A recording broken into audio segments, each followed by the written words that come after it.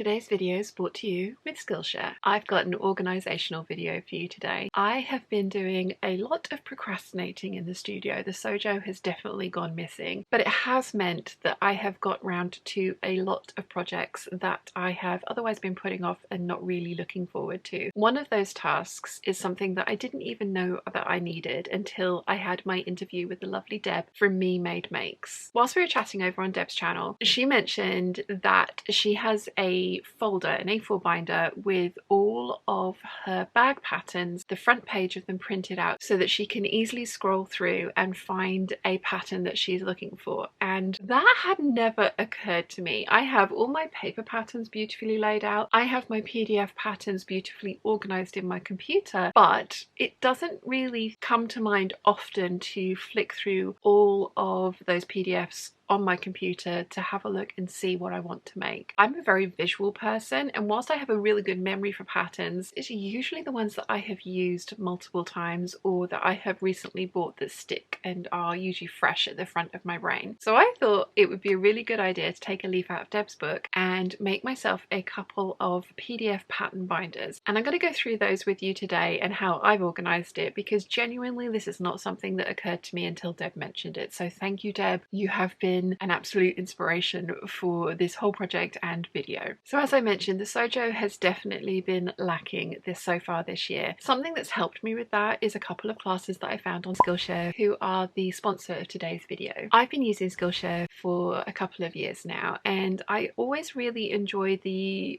breadth of class topics that are available on there. As you guys know, I've been working on my photography using some Skillshare classes, which is still a work in progress, but it's one of those things that doesn't come naturally to me, so it's going to be something of a learning curve. And I love that I have the Skillshare platform and stackable lessons to progress with the photography. I've also been working on my kind of Canva skills and working out different ways to use the Canva Pro membership that I've had for years, and I've been really enjoying that. I've also been taking some classes from Skillshare about organisation. I have a very scatterbrain approach to life in general. I have to write things down in my diary to get them out of the brain, because otherwise they just go round and round in circles, but also to remember to have them done. And I love having a list of things to check off. Something that I've been really enjoying is this particular class from Skillshare. It's really interesting to see somebody else's ideas and perspective on how to organise a creative's calendar, because we don't have a set 9 to 5 daily work life, and lots of creatives, as you probably know, wear many different hats. For example, I have to make things, I have to film things, and I also have to edit things. So this class has been really helpful for me in just thinking of different ways and looking at different approaches to managing my time better and getting the most out of my day. So if you're interested in becoming a member of the Skillshare platform, the first 500 people to use my link in the description will receive a 1-month free trial of Skillshare.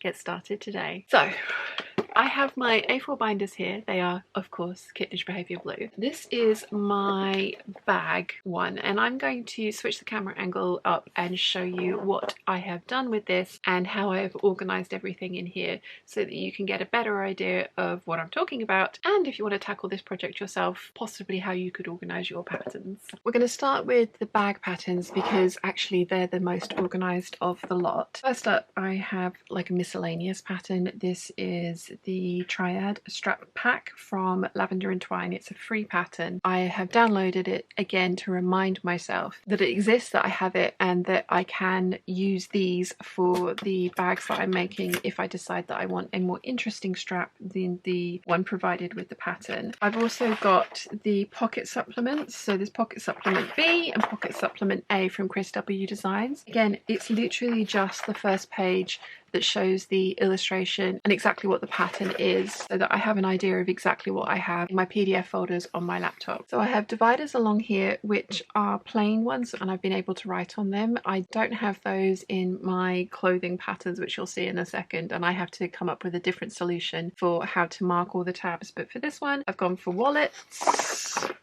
And again, we've got the front page of all these wallets, and I have a lot of bag patterns. As you can see, a lot of bag patterns. So then we've got structured bags, we've got small shoulder bags, we've got wash bags. I've got more than one of those patterns.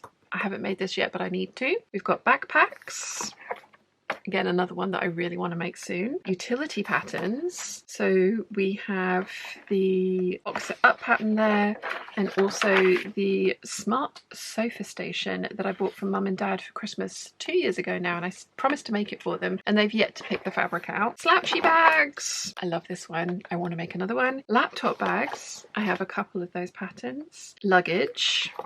The Swoon Sierra and the Luna collection from Chris W Designs. I have made this. I love this bag. This is an awesome pattern. And then the last one is hobo bags, of which I have quite a large selection because they are some of my favorites. And again, I'd completely forgotten that I had this bag until I printed it out. You can see that I was printing a lot out that day, and cartridges on my printer were not pleased by this. I have the name of the company listed, the name of the pattern listed, and then a picture of what the pattern looks like. So this file folder will make it much easier for me to pick my next bag pattern that I want to make, because I can just flick through this or flick through the categories that I've designated and have a look. Say for example, I want to make a slouchy bag. I can go through all of the very many patterns that I have in here and pick out the next one that I want to attempt. And again, this is my definition of a slouchy bag, but you can obviously use whatever kind of name on the tabs that you want, as long as you have got some kind of organizational tabs in there, because otherwise, again, this is a really large chunk of patterns to look through with no kind of organization to them. So I really like how this has turned out.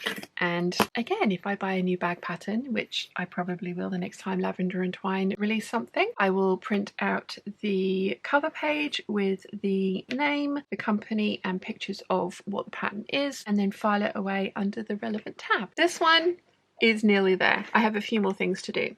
So I got halfway through my Gertie patterns and ran out of printer ink. That's arrived, so I can finish printing everything off. And once I have something printed off from my PDF, I put a little F in the name. That means that it's in the file folder. If I've actually had something completely printed off the entire pattern, I will put a P in brackets next to the name, and that means printed. Because I have in the past had a pattern printed twice, because I'd completely forgotten that I'd already had the A0 file printed out for me, and I'd filed it away badly, so I couldn't find it. So now all of my online storage is marked with either in the file folder or in the file folder and printed. Trust me, you want some kind of system like that. So first up, I have all of the flower templates from the Closet Historian. So I'm going to need to buy some more tabs because I don't quite have enough for all the things that I have got in here, or all the categories that I've sorted these things into. Then we are into my lingerie patterns, of which I have quite a lot, and they are technically separated into bras, underwear, bodysuits, swimwear and corsets, but at the moment they are just all in under one giant tab because I ran out of tabs when I was organizing everything. They are on their way. And then these tabs have the months on them. So I've got 12 tabs here, not very useful, but I'm going to create a title page with everything listed on there so that I don't have to put extra stickers or write on these tabs and kind of make it more confusing. So the first one, we have got loose and sort of slouchier dresses. So this one has shearing at the waist. This one is a grasser pattern, and it's a very kind of like, again, elasticated waist. We've got the named Gertie dress there, the cinchet dress from Gertie. So these are all very slouchy, kind of more relaxed dresses in this category. So let's just move quickly through to another one. We've got fancier dresses in this one. We've got fitted dresses in this one. We've got pencil skirted dresses in this one. We've got shirt dresses in this one. And I'm genuinely surprised that this category is not bigger than it is. I've tried to be quite specific with the categories that I've used because I have so many patterns in here. So this is button-up dresses, but not shirt dresses. The previous one, these are specifically shirt dress patterns. So they have the collars and the button-up. So these are just button-up dresses. For example, the Friday pattern's Hugh's dress, a button-up. It doesn't have the collar detail on there, so I wouldn't class that as a shirt dress. I would call that button-up dress. Then I've got my knit dresses, and I completely forgot about this one. I think it's gorgeous. Really want to make that one soon. So I've got starlight patterns in there. Again, going through this, I'd forgotten about so many of these patterns. We have wrap dresses, and for example, this one, so the title page of this pattern wasn't overly indicative of exactly what the pattern was, so I've printed out this one which had pictures and also the line drawings on it. It's the extra credit wrap skirt add-on for the extra credit wrap top from Gertie's Patreon. We have skirts, blouses and camisoles. Again, this one technically has got a dress on it as well, but I would only ever use the camisole side of things, which is why I've stored it in there. If you particularly like both parts of these, you could print this out twice, put this in the camisole section and then this in the sundress section, so that if, for example, you come to this folder and you're looking for a sundress, you don't completely forget the existence of this one because it's filed under camis if you've got the same thing printed out and put into your other section. But again, your organization can be the way that you like it organized. This is just what works for me. So again, this is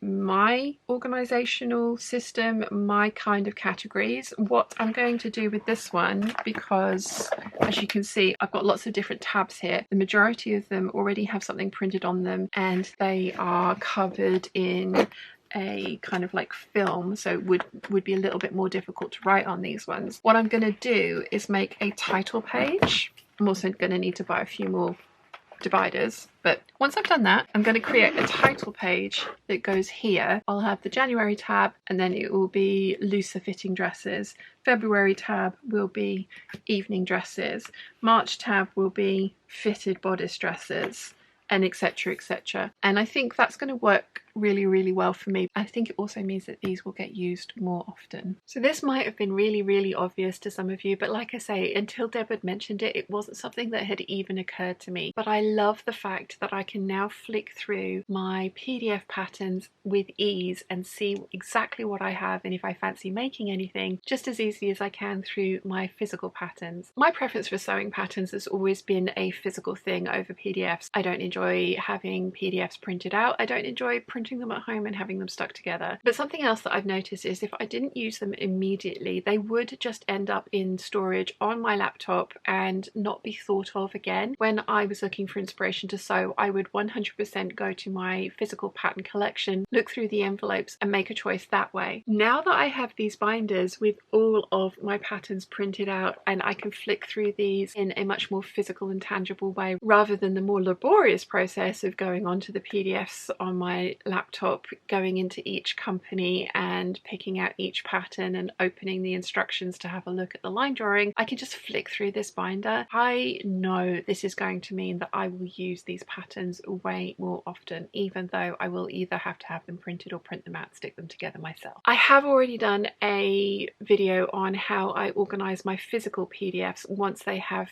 been printed, and I've listed to that up here and also in the description down below. I think this is the final step of actually making my PDFs 100% functional and usable for me, because now I can easily flick through and see exactly what I've got, and if, more likely when I buy a new PDF, it won't be quite such a long and laborious process to get everything done. I can file it away on the computer in the correct space under the pattern company, and then I can print out the picture and file that away in the correct category in my file folder, so that I will always have everything up to date and ready to go for when I choose my next sewing project. How do you organize your PDFs? Let me know in the comment section down below if you've got any other tips and tricks that you want to add to the ones that I've shown you. Let me know if you have a completely different system. I always enjoy organization and hearing how other people organize their sewing spaces. If you've enjoyed this video, you might want to check out this one here.